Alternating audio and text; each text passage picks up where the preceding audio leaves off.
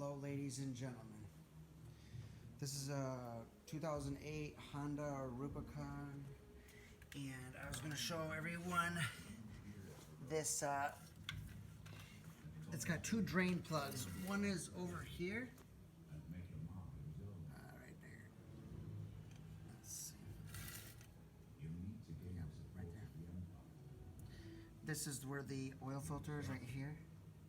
This is a 500cc. This thing goes there like that. This is the old one. And this goes in the middle. This is the... And then the other drain plug is right over here. So you got one drain plug. And then further back you got this second one. And then this is the oil filter. Yep.